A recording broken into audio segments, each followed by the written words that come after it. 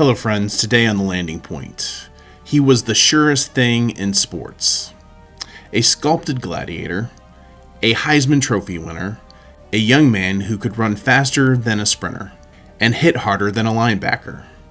In 1986, the Tampa Bay Buccaneers held the number one pick in the NFL draft.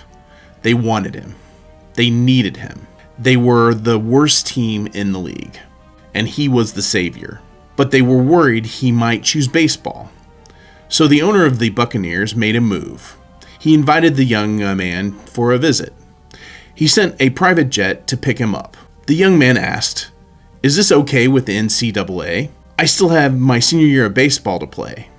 The owner said, "Yes, we checked. It's fine." The young man flew to Tampa. He visited the facility. He flew back. And when he landed, his college baseball coach was waiting for him with the bad news. The trip had not been approved. Because he had accepted a flight on a private jet, he was now a professional in the NCAA. His senior baseball season was over. The young man was devastated. He felt tricked. He felt that the football team had sabotaged his baseball career on purpose to force him into football. So when the Buccaneers called to say they were selecting him for the first overall pick, offering him a 5-year, $7.6 million contract, the richest rookie contract in history, he gave them a simple warning. He said, "Don't draft me. If you draft me, I will not sign." They didn't believe him. Who turns down the number one pick? The Buccaneers drafted him anyway. And the young man kept his word.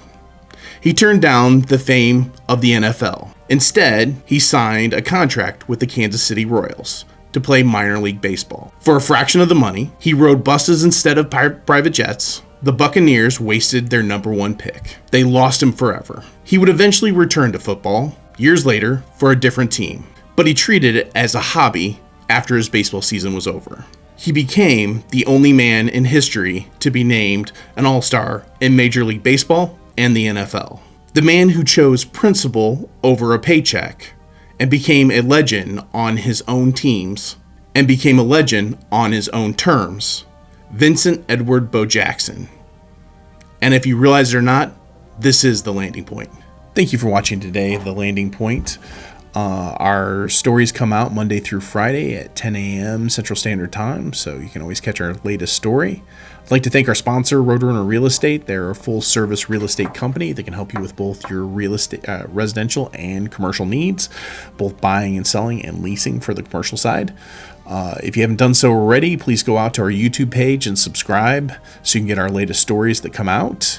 If you want our latest updates, please go to our Facebook page and follow and like that. And then for those of you that enjoy just listening to stories when you're out on the drive, we do have our podcast too that you can hear the same stories. Thank you for listening to today's story, and we'll catch you next time.